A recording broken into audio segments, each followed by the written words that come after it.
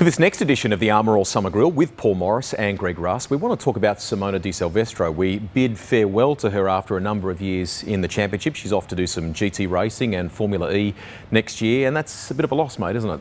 I think it is a loss for a couple of reasons, because I always say that the car doesn't know what gender you are when you drive it. Absolutely. In Simona, we had she was female, but she was a race car driver in my mind foremost.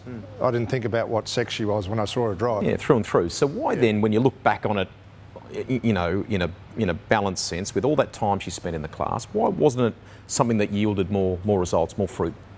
Well, I think firstly the team she was with.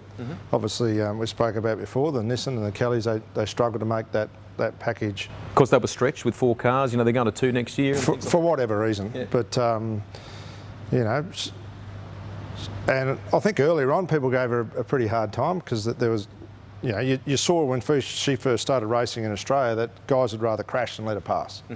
And that changed towards the end of her career here in Australia. But I think for her being European based and to have that opportunity to have a contract with Porsche really sets her up for the rest of her life, doesn't it? Yeah, most definitely. Yeah. Most definitely. The thing I think about is, you know, there was all that rumour about potentially going and driving for Triple Eight at some stage. It's a deal that didn't come to pass. I would love to have seen it, and just to know, with Simona in a car that is at that upper echelon, the very top, you know, a Penske or a Triple Eight Commodore, just what she could have, you know, delivered. Yeah, so the rumour was that deal was there, and whether this is rumour or truth or not, but it wasn't enough. The story was there wasn't enough money in it for her, and it was a pretty skinny deal. But, you know, I said at the time, well, if you get in the right car and win some races, the money will come. Yeah. I mean, and Roland, I mean, that was the rumour. I mean, he's a good businessman. He's not going to do something if it doesn't make financial sense at the end of the day, is he? Oh, and his contracts historically been based on performance.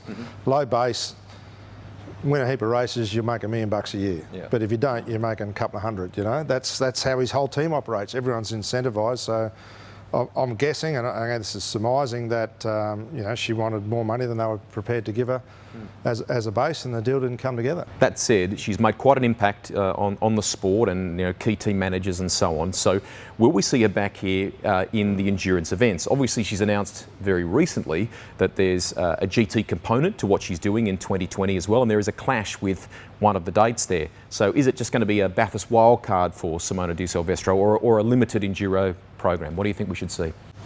I don't know. So she's the one talking about teams are contacting her, but I've spoken to a lot of teams and I don't know anyone that's contacted her. Oh, wow. Okay. So I think she'd like to come back. She enjoys the racing over here. If I was a team owner, would I look at putting her in a car? Yeah, I would, for a couple of reasons. One, I think there's still some commercial value in her, and having a female that can drive fast in the car. There's obviously you can write some money around that. Yep. So to have that opportunity, I think someone will grab that and try and commercialise it, and she can do a good job behind the wheel. Most definitely. Yeah. What do you think? Will we see Simona back for the Enduros? We'd love to see that happen. And if so, who do you think she might end up driving for? Leave a comment down below. And in the meantime, you can stay up to date with the very latest. First, fast and free, all at speedcafe.com.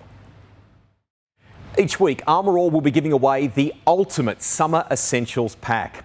Each pack comprises a range of products to keep your car looking like new, including the new Armour All Ultra Wash and Wax, Ultra Exterior Detailer, Armour All Ultra Interior Detailer, Ultra High Shine Protectant, and Ultra Tyre Foam. To enter the draw, simply subscribe at speedcafe.com in the sign-up box below this video. It's that easy. And we'll have another episode of the Armour All Summer Grill tomorrow.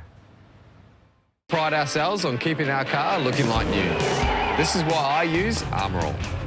Armour All's new Ultra range uses premium technology, so you'll get the results you want in less time with less effort. Armour All Ultra, looking good, made easy.